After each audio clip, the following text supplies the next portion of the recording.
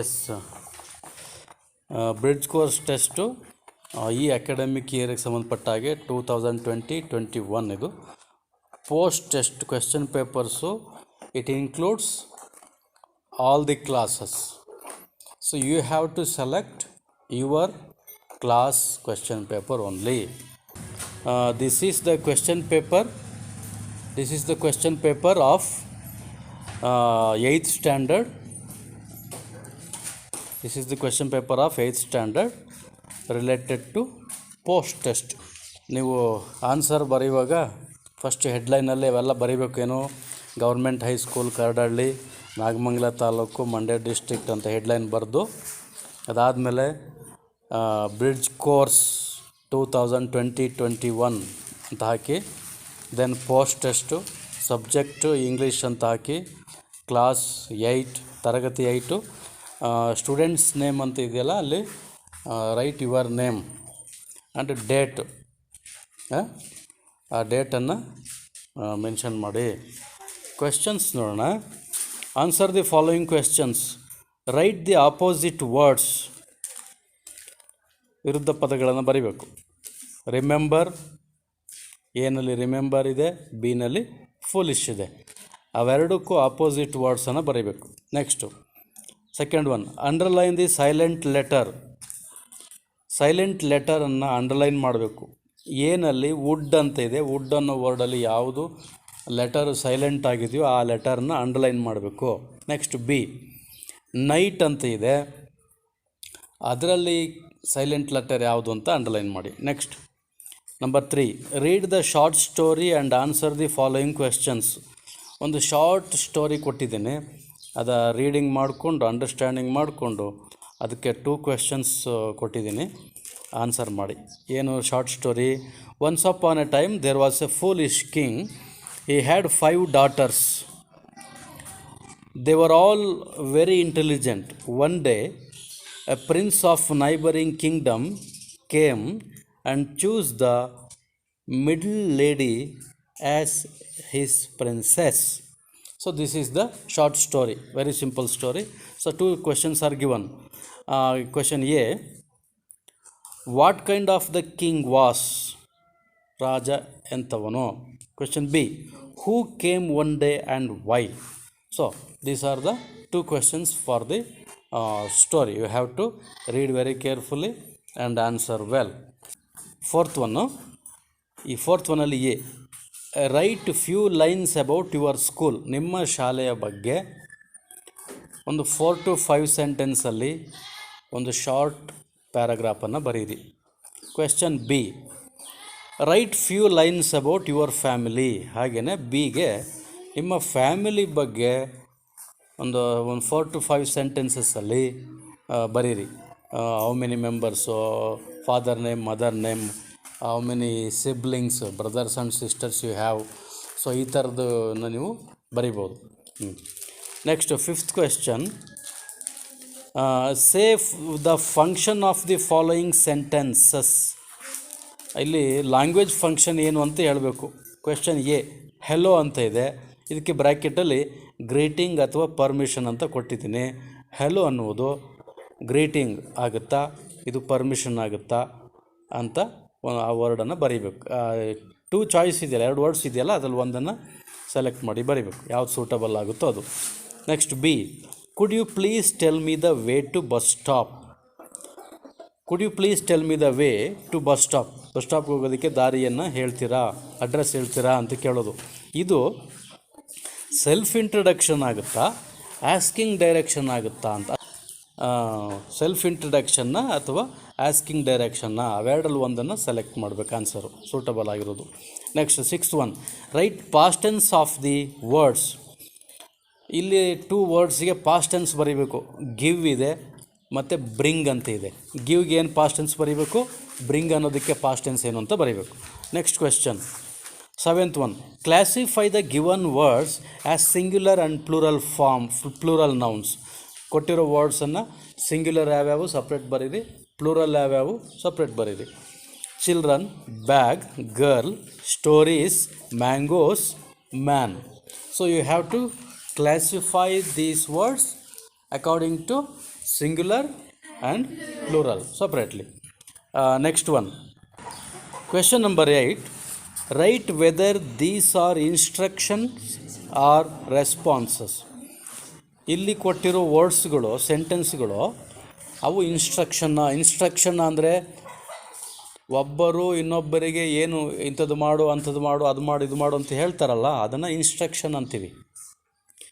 Response ಅಂದರೆ ನಾವೇನಾದರೂ ಕೇಳಿದಾಗ ಒಬ್ಬರಿಂದ ಪ್ರತಿಕ್ರಿಯೆ ಬರುತ್ತಲ್ಲ, ರಿಪ್ಲೈ, ಅದನ್ನು ರೆಸ್ಪಾನ್ಸ್ ಅಂತೀವಿ. ಸೊ ಈ ಸ್ಟೇಟ್ಮೆಂಟು ರೆಸ್ಪಾನ್ಸಾ ಅಥವಾ ಇನ್ಸ್ಟ್ರಕ್ಷನ್ನಾ ಅಂತ ನೀವು ಬರೀಬೇಕು. ಫಾರ್ ಎಕ್ಸಾಂಪಲ್, ಇದು A question, you should finish home work fast. You should finish home work first. ನೀವು ಹೋಮ್ವರ್ಕನ್ನ ಬೇಗ ಮುಗಿಸ್ಬೇಕು ಅನ್ನೋದು ಇನ್ಸ್ಟ್ರಕ್ಷನ್ ಆಗುತ್ತಾ, ರೆಸ್ಪಾನ್ಸ್ ಆಗುತ್ತಾ ಅಂತ ಬರೀಬೇಕು. Next B, yes sir. ಅದು ಬೈ ಮಿಸ್ಟೇಕ್ ಕ್ವೆಶನ್ ಮಾರ್ಕ್ ಬಂದುಬಿಟ್ಟಿದೆ, ಅದು ಕ್ವೆಶನ್ ಮಾರ್ಕ್ ಇರಲ್ಲ ಅಂತ ತಿಳ್ಕೊಳ್ಳಿ. ಕ್ವೆಶನ್ ಮಾರ್ಕ್ ಇಲ್ಲ ಅದು. ಎಸ್ ಸರ್ ಅನ್ನುವುದು ಇನ್ಸ್ಟ್ರಕ್ಷನ್ನ, ರೆಸ್ಪಾನ್ಸಾ ಯಾವುದು ಅಂತ ಬರೀಬೇಕು. Next question number 9, last one, 8th ಅವ್ರಿಗೆ last question. What is this picture and write 2 sentences about it. So ನಾನು ಆ ಚಿತ್ರ ಏನು ಅಂತ ನಿಮ್ಗೆ ಹೇಳಲ್ಲ ಈಗ, ಅದು ಇದೆ, ಅದು ನೀವು ಅದೇನು ಅಂತ ಐಡೆಂಟಿಫೈ ಮಾಡಿ ಅದ್ರ ಬಗ್ಗೆ 1-2 ವಾಕ್ಯ, 2 sentences ಆ ಪಿಕ್ಚರ್ ಬಗ್ಗೆ ನೀವು ಬರೀಬೇಕು. So totally these are the questions for the post test for the class 8th standard. 8th standardಗೆ ಪೋಸ್ಟ್ ಟೆಸ್ಟ್ಗೆ ಇರುವಂಥ ಕ್ವೆಶ್ಚನ್ ಪೇಪರ್ ಇದು. ಅಂಡರ್ಸ್ಟುಡಾ? ಈಗ ನೆಕ್ಸ್ಟು 9th ಬಂದುಬಿಡ್ತೀನಿ ಈಗ. So this is the question paper for 9th standard related to post test. Okay, ನೀವು ಕೂಡ you also write usual headlines. ಈ government high school Karadahalli, Nagamangala taluk bridge course 2020-2021 post test, subject English, class 9. ಅಲ್ಲಿ student name ಇದೆ, ಬರೀರಿ, ಡೇಟನ್ನು ಹಾಕಿ. ಇಷ್ಟು instructions ಎಲ್ಲ ಮೊದಲು ಕೇಳಿಸ್ಕೊಂಡು ಬರೆದು ನೆಕ್ಸ್ಟ್ ಡೈರೆಕ್ಟ್ ಕ್ವೆಶನ್ಸಿಗೆ ಬರೋಣ. So 9th standards, listen the questions. Answer the following questions. Question 1, write the opposite words. Opposite ವರ್ಡ್ಸನ್ನು ಬರೀಬೇಕು. ಯಾವ್ಯಾವುದಕ್ಕೆ? ಎ ನ್ಯಾಚುರಲ್, ಇನ್ನೊಂದು ಬಿ ಏನ್ಸಿಯಂಟ್. ನ್ಯಾಚುರಲ್ಗೆ ಏನು ಆಪೋಸಿಟ್ ವರ್ಡ್ ಬರೀಬೇಕು ನೋಡಿ, ಥಿಂಕ್ ಮಾಡಿ ಬರೀರಿ. ಬಿಗೆ ಏನ್ಸಿಯಂಟ್ ಇದೆ, ಅದಕ್ಕೆ ಆಪೋಸಿಟ್ ವರ್ಡನ್ನು ಬರೀರಿ. Next second one, name the types of tense. Types of ಟೆನ್ಸ್ಗಳು ಯಾವ್ಯಾವುದು ನಾನು ಹೇಳಿದ್ದೀನಿ. ಕನ್ನಡದಲ್ಲೂ ಕೂಡ 3 ಕಾಲಗಳು ಅಂತೀವಲ್ಲ, 3 ಕಾಲಗಳು. ಅದನ್ನು 12 ಫಾರ್ಮ್ಸ್ ಆಫ್ ಟೆನ್ಸಲ್ಲೂ ಇದೆ, ನಾನು ನಿಮಗೆ ಕ್ಲಾಸಲ್ಲಿ ಹೇಳಿದ್ದೀನಿ. ಸಿಂಪಲ್, ಪ್ರೆಸೆಂಟ್ ಕಂಟಿನ್ಯೂಸ್ ಎಲ್ಲ ಹೇಳಿದ್ದೀನಲ್ಲ, ಅವನ್ನು ನೀವು ಮೆನ್ಷನ್ ಮಾಡಿ. ಆಮೇಲೆ next one, third one, read the short story and answer the following questions. 9th ಕೂಡ ಒಂದು ಶಾರ್ಟ್ ಸ್ಟೋರಿ ಇದೆ ನೋಡಿ. Once upon a time, there was a foolish king. He had 5 daughters. They were all very intelligent. One day, a prince of neighboring kingdom came and chose the middle lady as his princess. Okay, so this is a short story. A question, what kind of the king was?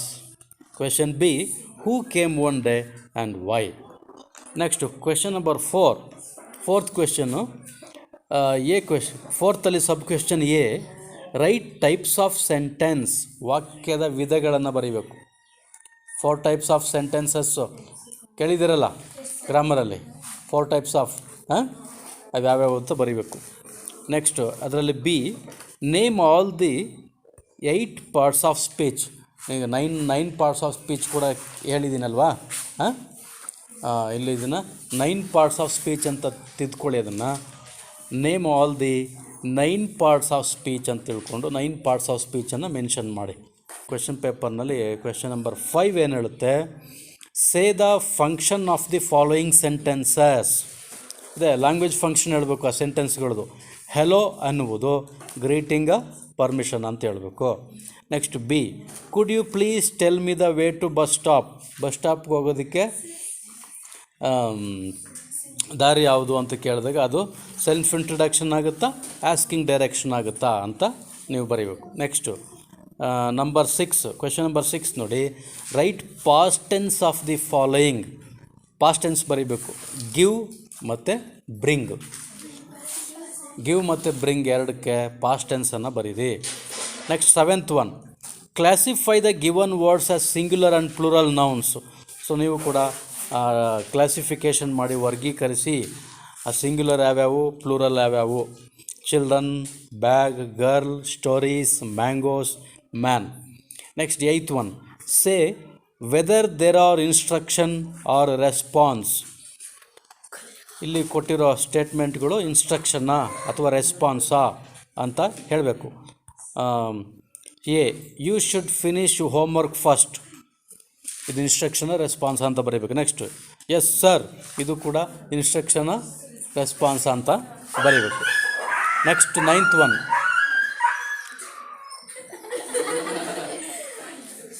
That is response. 9th one, what is this and write 2 sentences about it. ಇಲ್ಲೊಂದು picture ಕೊಟ್ಟಿದ್ದೇನೆ.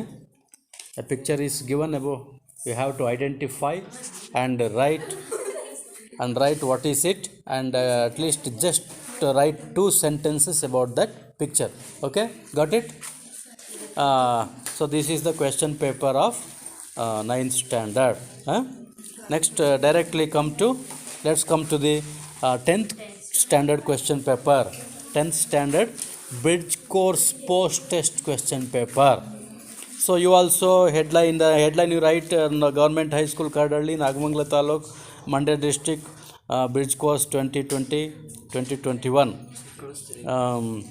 Post test subject English, class 10th standard, student's name, you have to write your name and don't forget to mention the date.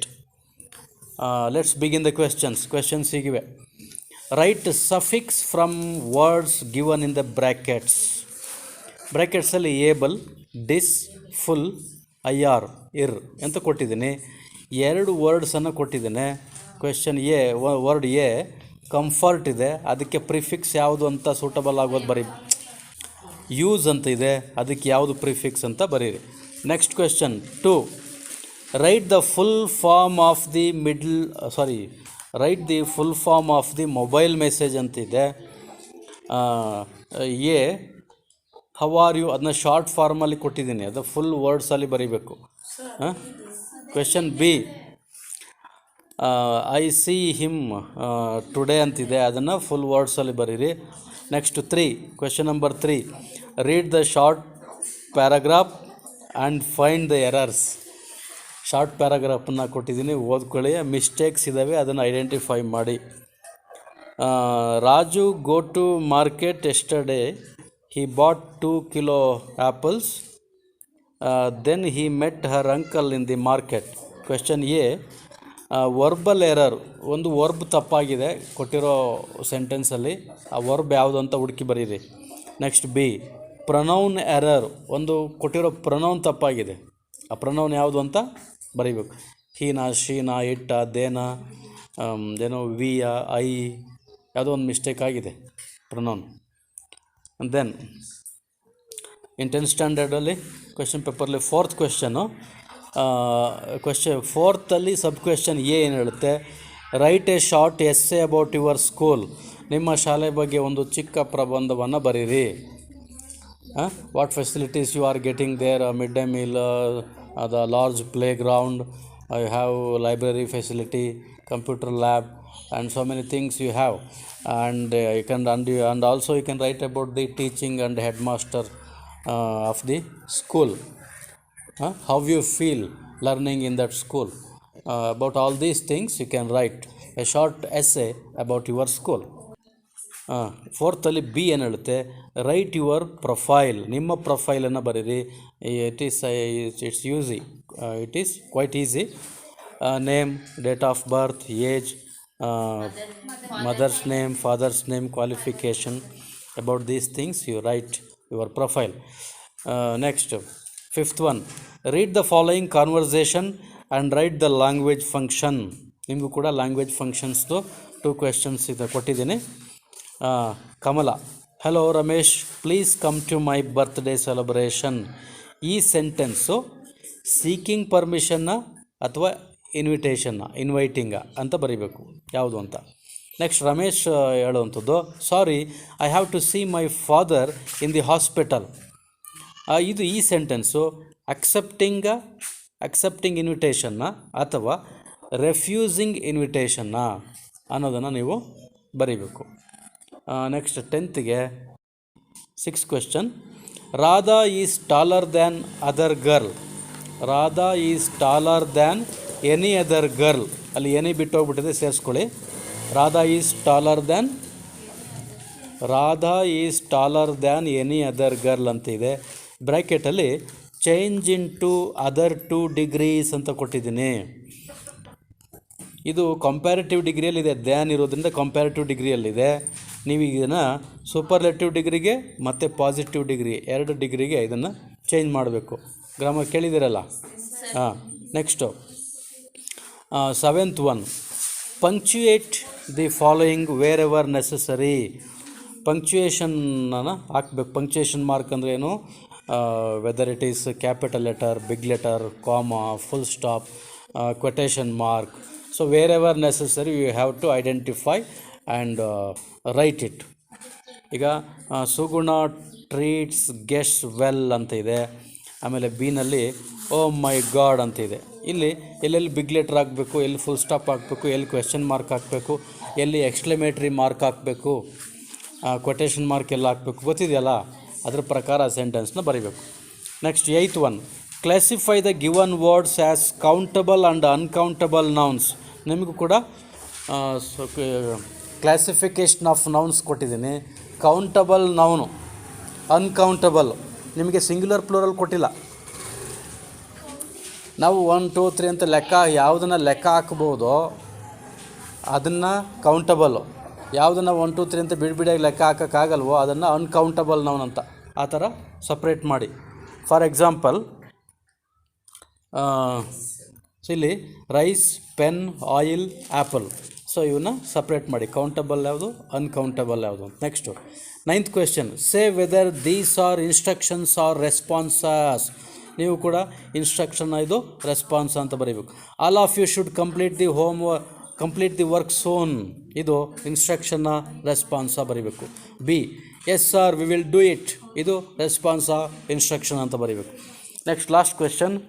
Read the picture and write about in 4 to 5 sentences. So for 10th standard also I have given you a picture. So you have to write at least 4 to 5 sentences about that picture, a short para. Understood? So in that way you have to you write both questions and answers. Not only answers, you should also write question as well. Questions answer ಎರಡೂ ಇರಬೇಕು. So write with a beautiful handwriting and give it to me.